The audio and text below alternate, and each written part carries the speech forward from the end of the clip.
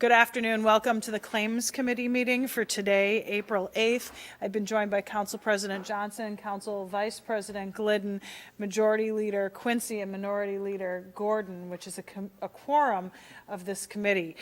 This is the first committee meeting for this year, so I'll remind members of the committee who have not had the benefit of serving on this committee that we would ask Mr. Scarda to give us some instruction as to how we would view whether or not the city is liable. We will then ask the staff to come up and give their report. We'll ask the claimant to give their side of the story. We'll see if there are any questions for staff or the claimant, and then we will have the opportunity to discuss if needed and or have a motion to approve or deny. With that, Mr. Scarda, if you could give us a reminder briefing on what it is we should be discussing today. Thank you, Madam Chair. Negligence standard, that is the failure of the city or the city's personnel to use reasonable care in the doing of something that a reasonably prudent person would have done, or the failure to do something that a reasonably prudent person would do under the circumstances. That is a departure from what an ordinary reasonable member of the community would do in the same circumstances. The elements of a cause of action are a duty, a breach of that duty, and that the breach of the duty is the proximate cause of the claimant's injuries. Additionally, since these are claims involving municipality, there are certain discretionary and official immunities that could be applicable depending upon the nature of the claim. Thank you for that briefing. Is there anyone on the committee who has any questions for Mr. Scarda? Seeing none, we'll start with the first claimant, which is Melissa Birch, the case of Melissa Birch, and we would ask staff to make their presentation, then we'll have Ms. Birch come forward and give her side. Who is doing the staff report for item number 1? Mr. Miller, welcome. Come forward, please, and give your side of the story. Mr. Scarda, are you giving the briefing on this? Generally, Your Honor, Madam Chair, I will provide the brief summary of the status of it before Mr. Miller gives his presentation. Okay, Mr. Scarda then. The claimant is Melissa Birch with a date of loss of July 16th, 2013. She came before the Staff Claims Committee seeking $376 for parking and towing after she was cited for parking in a crosswalk. The claimant stated that her van was parked at 1325 27th Street West, and that the address on the citation is incorrect, that her van was properly parked and there are no crosswalks at that intersection. And that she had 2 witnesses who felt that the van was properly parked. The Staff Claims Committee reviewed photographs of the location, and additionally, I wanted to bring to the committee's attention that I did research the Minnesota statute 169.11, which in paragraph 20 provides a definition of what a crosswalk is, and I'm quoting from the statute. Crosswalk means 1, that portion of a roadway ordinarily included in the prolongation or connection of the lateral lines of sidewalks at the intersection. The second definition refers to marked pedestrian crosswalks, but the definition indicates that a crosswalk is as if the sidewalk continued across the intersection. Okay, thank you. Are there questions for Mr. Scarda? Seeing none, Ms. Birch, if you'd come forward and explain to us your point of view. Yes. The picture that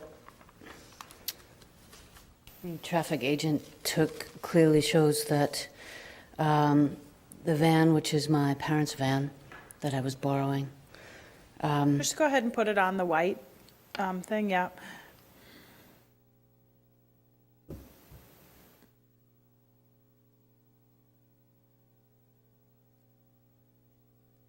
I'm assuming the violation happens at the end of that tape measure. First of all, just to say, I got a $32 ticket on this, and the tow was $156. On top of that, I lost time at work. I don't believe that my van should be towed for whatever violation is in that picture. And the loss of time and money for the violation that I actually just cannot perceive from that picture. I can't afford the towing cost. I couldn't afford the time off work for that violation, and that's what I'm arguing. So essentially, your argument is the city was negligent in towing your car from this location? Given that photo, yes. Yes. I have another photo as well. And these were provided to you by the traffic control folks? Yes, and I took my own photos, but I'm choosing to use. Well, if your car was towed, how would you have an actual photo? After my car was towed, I went out and just measured the length of my van and the empty space, basically. So that's not really a photo of what happened, but it sounds like they Sure, have a no, photo. we can use this one. Okay, thank you. Are there questions for Ms. Birch? Seeing none, thank you for your testimony. Mr. Miller, can you explain why this would be a legal tow? Madam Chair, council members, I'm Jeff Miller with the City of Minneapolis Traffic Control. On July 16th, one of our agents was out on the intersection of West 27th and Girard and identified the vehicle in this photo and had a decision to make whether or not to issue the citation for parked on a crosswalk or being parked within 20 feet of an intersection. Regardless of what violation he selected, both of them are towable offenses. So the agent issued the citation based on the car impeding on the crosswalk. Other questions for Mr. Miller? Councilmember Gordon. So he had a choice of, or he or she had a choice of tickets and also could have written a ticket because it's within 20 feet of the crosswalk? I mean, of the corner? Intersection. Intersection. Remember, Gordon, that's correct, yes. In this case, the vehicle is parked on the crosswalk. And when he arrived, he wasn't sure. I talked to the agent regarding the citation and showed him the pictures, and he remembered it. And he said he wasn't sure if it was parked on the crosswalk. So he got out, measured, and he said either way I would have issued a citation for either being parked on the crosswalk or within 20 feet of an intersection. So he got out his measuring tape, he measured it, and identified that the vehicle was in fact into the crosswalk area. And so he issued a citation based on the parked on crosswalk. And then if I could just ask, how does the tow then happen after that? Do we call somebody in to tow it? And how long a chance do they have? Because I know I've gotten some tickets parked too close to corners and my car wasn't towed, I just found the ticket. Councilmember Gordon, what we do is when we issue the citation, we also print out a tow request. It looks like a citation, but it's basically granting the tow truck permission to tow the vehicle to the impound lot. We place the ticket and the tow slip in one of our envelopes, and we place the ticket on the vehicle with the red stripe up. And that indicates to the tow drivers that it's a towable offense and that it has a tow request in it. And so in their contract, they're required to look for tows within the city. And that's why we put the red stripe up for towable offenses, so it points out that it has been ticketed. Okay, thanks. So, Mr. Miller, you could luck out and it could take 2 hours. You could be incredibly unlucky, like I usually am, and it will take 5 minutes. That's correct, yes. Okay. Further questions for Mr. Miller? None. Ms. Birch, do you have anything else you want to add? You understand that being within 20 feet of the intersection is a towable violation also. I do want to add that the space in front of the apartment building is about 60 feet. Normally, there are 4 cars parked within that 60 feet. I understand that the statute is within 20 feet.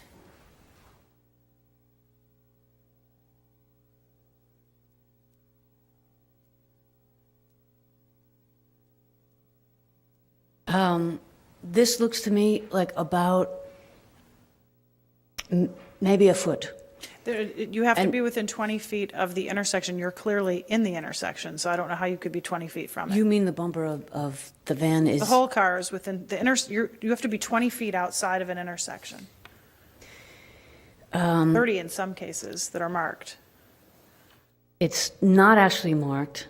Which is why you could This be is 20. Hennepin Avenue South and 27th.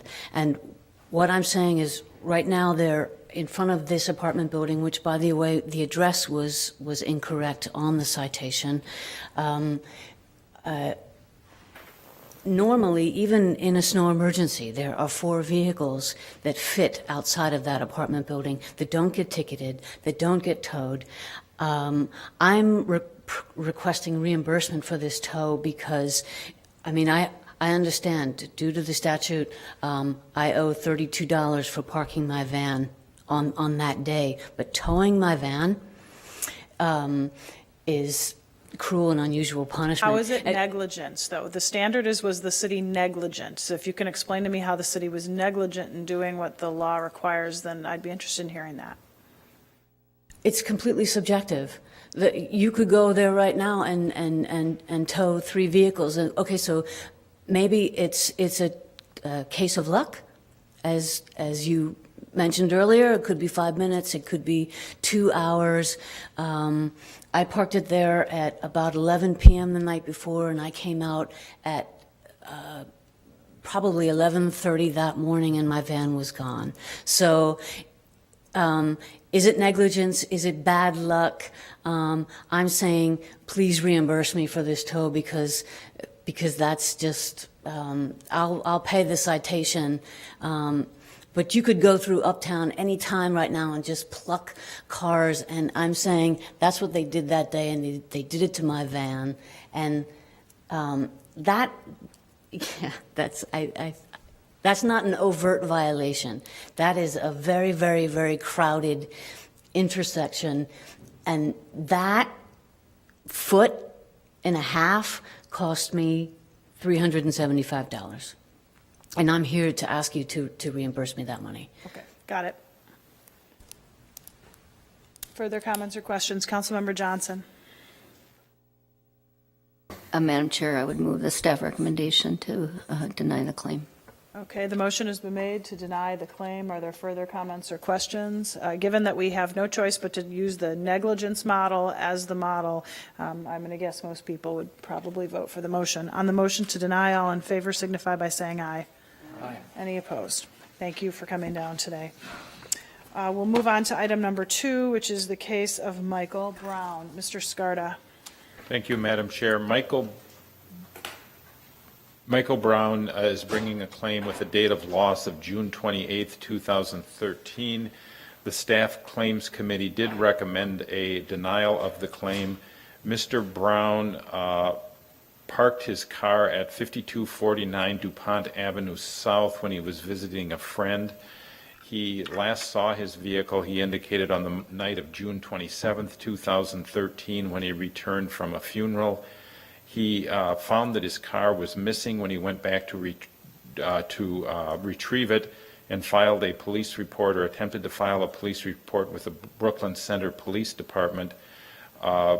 The information presented to the Staff Claims Committee was that regulatory services ticketed a vehicle, received a complaint of a vehicle abandoned over 72 hours on a 311 complaint.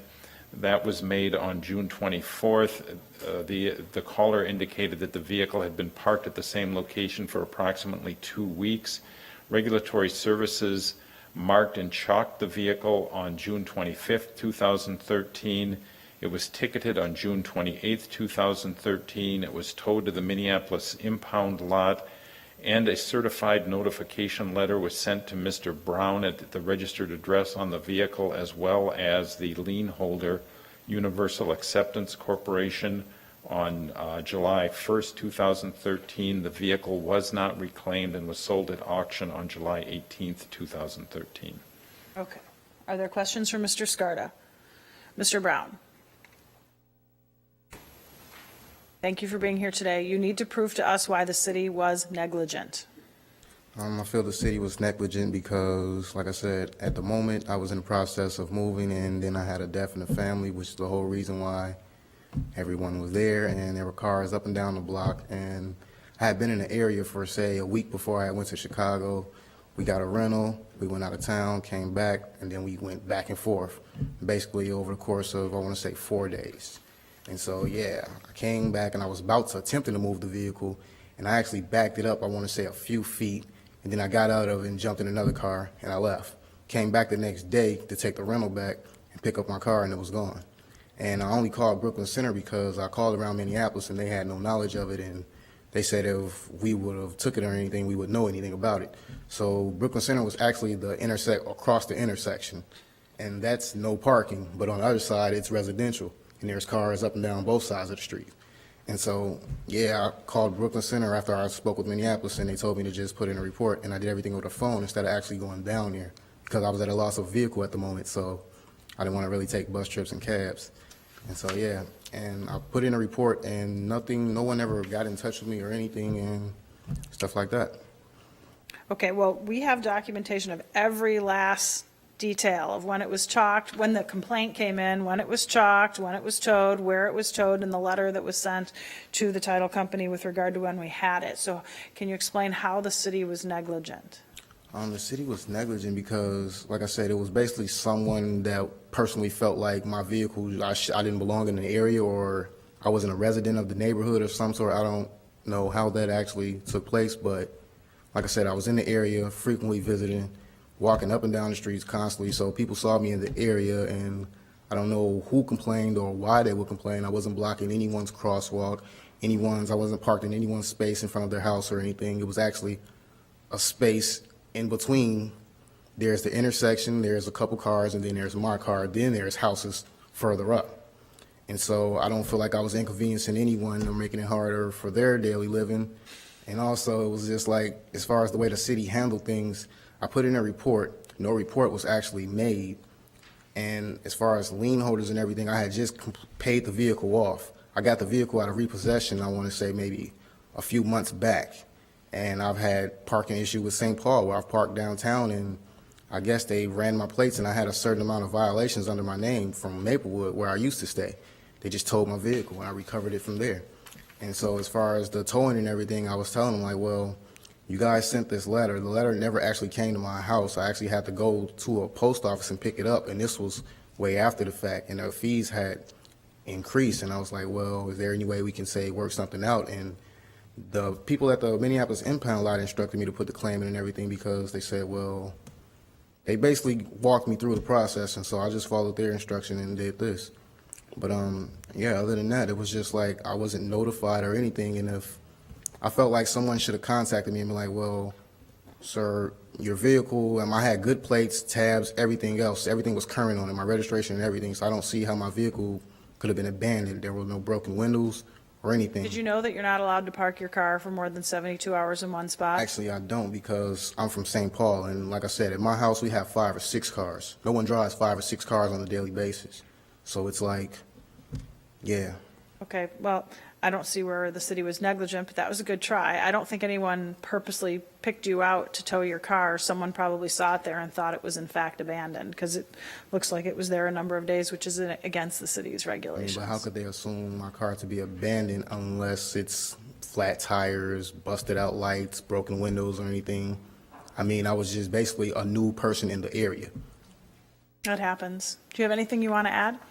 So because that happens, that inconvenienced me, I was basically just, it was a misfortunate event. No, that I you had to and endure. we're in violation of the law for having your car in the same spot for 72 hours, and we don't drive around and look for that, but someone called, and we have a record of it. So it's not that the city just drove around looking for people to tow their cars. But how Someone many calls called. do you have? Someone called on the 24th and my car was gone by the 28th is what I'm saying. So do you have like constant calls from every time I was there, or how is it just that someone can just like, okay, so I can just pick up the phone, call, and this vehicle is here and da-da-da-da-da. They come out and chalk the tires, and then they wait 72 hours, right? So, and I don't think they constantly do it with you, but yes, across the city, people call about cars on their street a lot. And in fact, we'll ask the staff to talk about that. Do you have anything you want to add? But like I said, though, I was in the process, my family was grieving. No one was actually running back and forth between here and there or even going to work or anything. Everyone took basically a week off from life and just said, look, let's think about what we're going to do, because this was from Chicago. So we were thinking about how are we going to do everything, get everything situated down there from here. Yeah, no, So- that's very sorry. We're sorry for your loss, but we don't know that when this is all Oh, happening. I understand, but I'm just saying, Okay, Council President Johnson. So, Mr. Brown, did you have friends or family around that? yes, that- they actually stayed on the block. I actually had a witness. Okay, and they weren't concerned that you'd left your car there that long? No, they actually had keys. They had keys and I had keys to my vehicle if they needed to move the vehicle. Actually, I gave them use of the vehicle if I were to say leave, but I was actually back. But they ticketed it, and they could have moved it The after day they they ticketed is the day they actually removed it. So I never actually got a chance to notice the ticket there. Okay, thank you. Councilmember Gordon, did you have a question?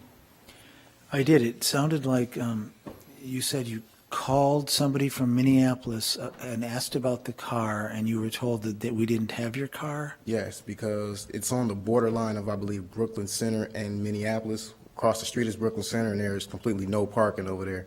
And on the other side, it's residential, and that's Minneapolis. And so, yeah, I called Minneapolis first. They didn't know, and they didn't have any knowledge of it or anything, so I spoke with Brooklyn Center. And I put the report in from over there because basically it says they tow vehicles on that other side. So I was thinking, well, maybe it was a So you, miscommunication or something. but, so did you file a report with Brooklyn Center then? I filed a report with Brooklyn Center only after Minneapolis told me that they didn't have any knowledge of it, and doing so with them would just basically be it would be pointless, because if they didn't have any knowledge of it and they didn't have it in their impound lot, what would be the point? But at that time, do you believe we did have it in the impound lot in Minneapolis? Someone had it. I just wasn't for sure. And I only put the report in because, like I said, I had got it out of repossession. I had actually had a title loan out on it at the moment. And I was thinking, like, well, why would they come pick my vehicle up if my status with those guys, everything was good, within good standing. I wasn't in default or anything. I didn't owe anybody for the car or anything. So I was like, how could this happen? My car just basically disappeared. And it was there the day before because I was in it. Well, we probably don't. It would be interesting if we had any record of the call, because it would seem to me that if somebody calls the impound lot, wants to know if their car's there, and they're told their car's not there, but it's actually there, and then it's sold later, a reasonable person might think there was some kind of negligence involved. Councilmember Gordon, I think someone's here from the impound lot, so perhaps they can comment. Yeah, that would be just The helpful. comment I received from the impound lot was basically that these things happen, I don't own the street and stuff of that sort. And my reply was, well, how can someone call and complain about me being on a public street if I wasn't inconveniencing anyone? Well, that's, I don't have to debate this. The 72-hour law is an interesting one, but sometimes it actually results in somebody getting a car back that was stolen, and so the people are worried about other people's cars, and so sometimes they'll call and say, there's a strange car here, I'm worried about it, and so that's a whole different thing. I don't think we can say anybody's negligent for enforcing the laws the city council supported, but I am curious about, I mean, I think we want people to, when they call the impound lot to get their car back, to get accurate information. Now, you might have called after it had way too late, after it had already been sold. So I'm just curious about that aspect, and I would appreciate, Madam Chair, if maybe city staff from the impound lot could just comment if they know anything about the call. Because I don't think we have anything to verify that there was a call. But maybe we could hear about standard procedure Okay, if somebody's here. I believe someone is here from the impound lot. Please step forward, state your name and position for us. Okay, Madam Chair, members of the council, my name is Karen Ojeda. I'm from the impound lot. I'm a supervisor. And where do you want me to start? Councilmember Gordon's question was with regard to the alleged call to the impound lot where someone might have said, we don't have your car. Why don't you explain to us how that works? How do you know if you have a car? Well, if a person calls, we'll ask them for the plate number. If they don't have the plate number, we'll ask them, do they have the VIN number, last four digits of the VIN. If they don't have that, we'll go by either, we can search various ways. So if they have last name, if it's in their name, location, the date, the type of vehicle. So you make major attempts through Yes. a license plate, a VIN number, the Some look way, of the yeah. car, the date it was towed, any of those things. Yes, So we do. people don't just call and you say, well, we don't have it. Right. Do you have any We'll search. motivation to say you don't have it, or do you have motivation to say you have it? No, we will search all the way around to see if we can find it. If we don't find it, then we'll tell them, well, we don't have it at this point. We'll ask them, we'll go through the questions. Do you owe any money on it? Could it be repoed? Or then if not, do you have the keys? Did anybody else have access to the vehicle? Could somebody else have moved it? And then if all those things are, there doesn't have anything, they don't have, then we'll say, okay, then we'll do a stolen, we'll get the information, have a squad come out and meet them. Oh, okay. So, and then we enter into the system. So, and we're pretty, most of our people, we're pretty thorough in searching and trying to locate the vehicle for people. Would, if I could, do we have any way of knowing if Mr. Brown called the impound lot while his car was there? No, I don't record have of no that? record, I don't. We don't keep records of people who call. You don't keep a No, we call don't. log of every call. Only 311, so if they call 311 and they transfer over, then there'd be a record of that call. Okay. Councilmember Johnson, did you have a question? Are there any other questions? Does that answer your question, Councilmember Gordon? Yeah, I think it's. Okay, Councilmember Quincy. Thank you, Madam Chair. My question for you is about the certified letter and the date. It sounds like, it looks to me, according to the report, that a letter was sent on July 1st. So that'd be 3 days after the tow, Yep. is that correct? Yep. And was that certified letter actually received, and do we get a communication back? According to the electronic confirmation of delivery, it was delivered on July 9th at 16:59 PM in St. Paul. On July 9th? So it was sent on the 1st, and it was received on the 9th? And, Yep, it was and they still had how many days between the receipt of the letter and claiming it in the impound lot before it would be turned over to sale? Well, we can sell the car 15 days from the date of the letter. So it was sold on July 18th. The letter was sent on the 1st. That date is included. So from 15 days from the 1st, we're open to sell it if the vehicle is not picked up. Okay. So we must have known that it was in our, in the impound lot's possession on the 28th, and a letter was sent on the 1st, acknowledged on a week after that. And then a week after that, it was when it was be eligible within the 15 days to do the sale. No, it's eligible for sale 15 from the date of the letter, so I see. July 1st. From Okay. July 1st. Okay, thank you. Further comments or questions for staff? Mr. Brown, do you have anything you'd like to add?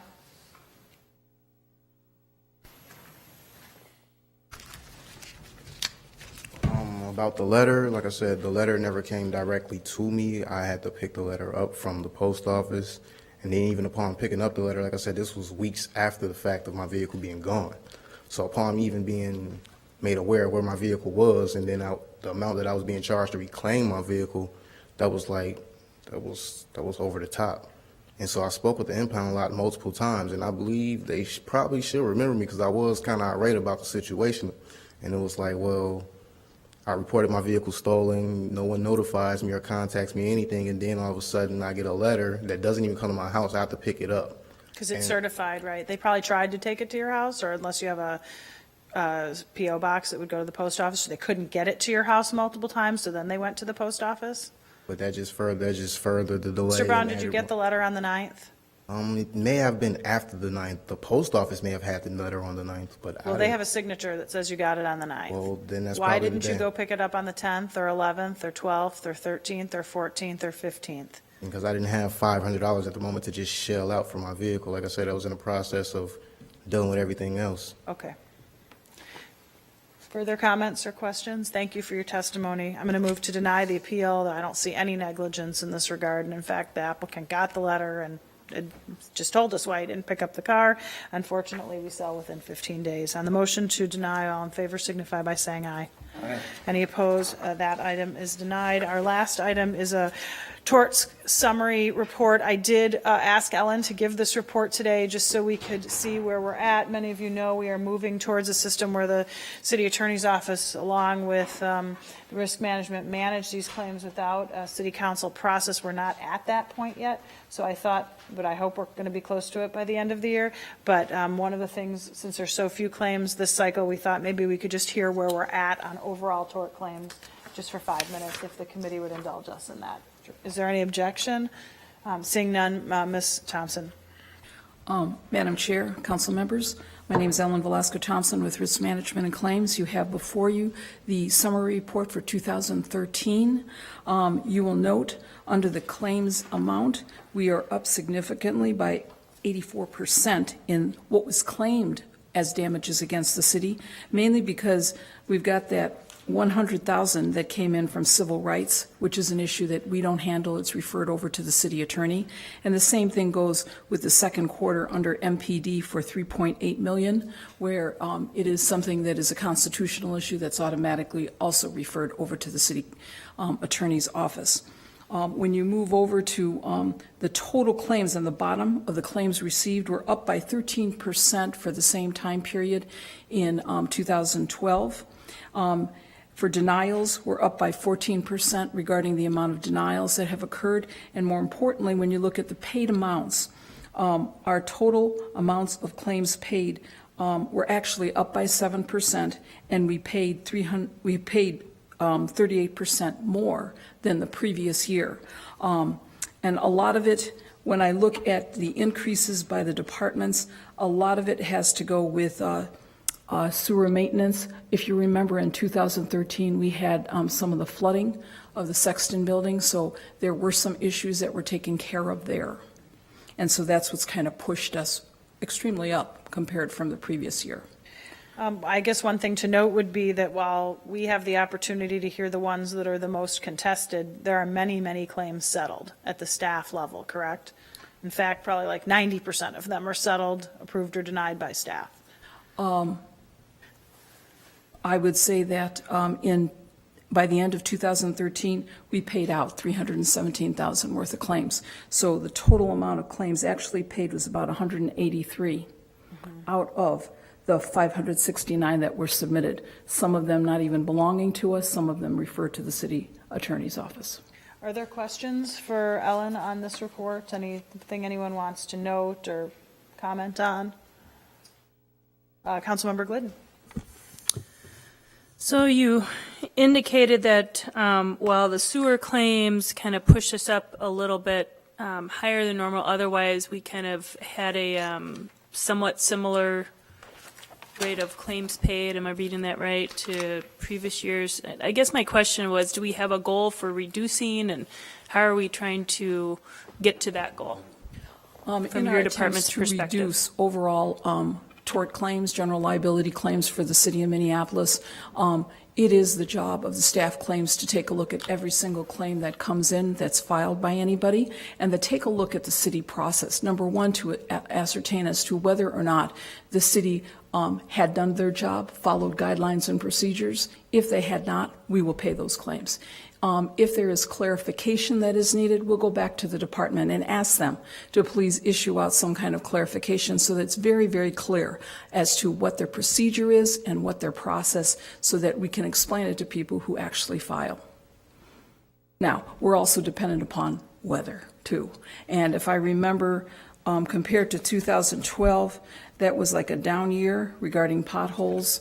In 2013, potholes were probably a little bit higher, but we do have a process in the city regarding how those are handled.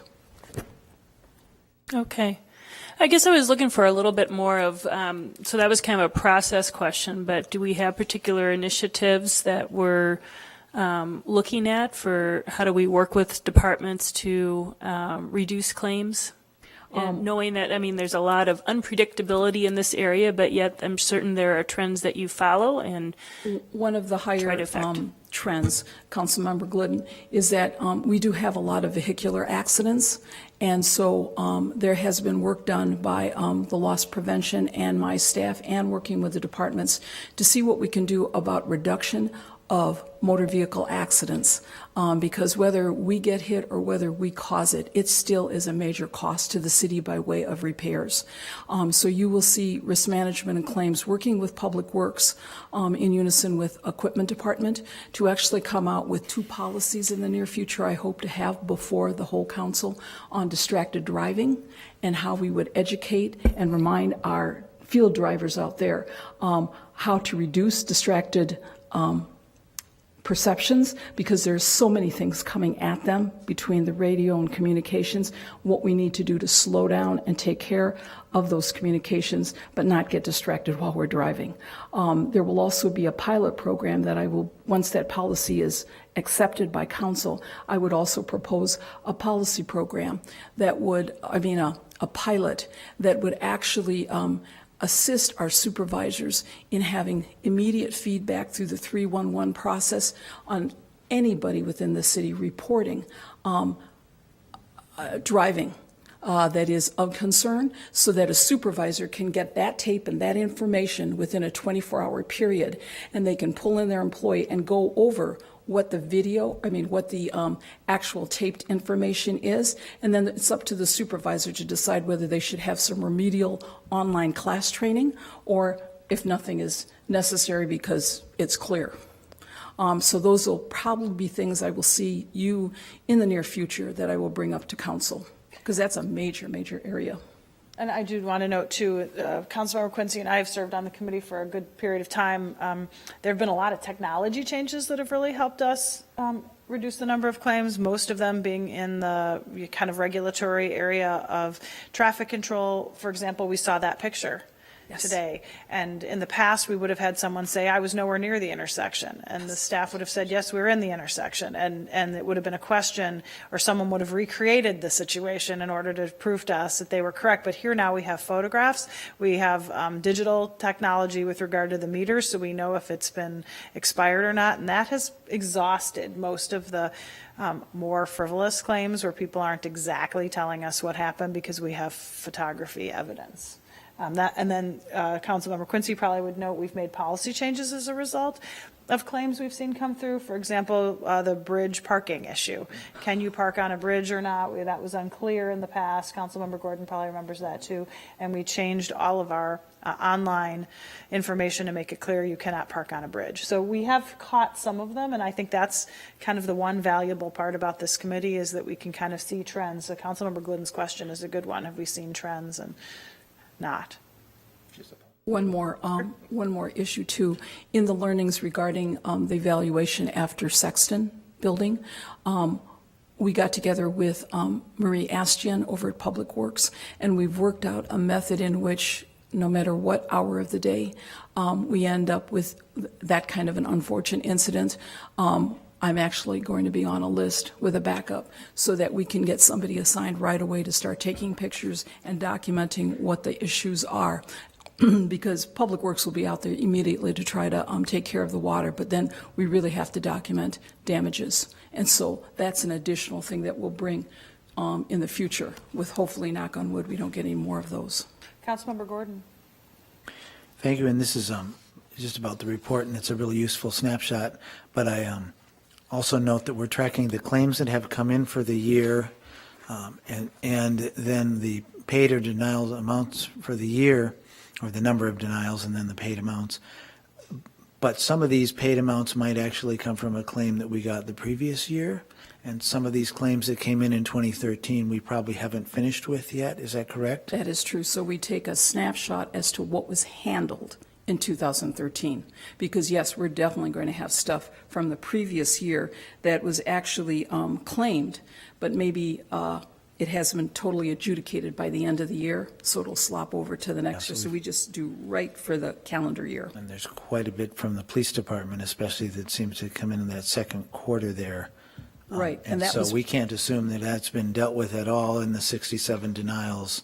We're probably going to get some big payouts later. Councilmember Gordon, that particular one was one major claim that was over a constitutional issue that's out of our jurisdiction. Even though it was filed with us, we automatically turn it over to the city attorney, and so that will take a little bit longer. Right.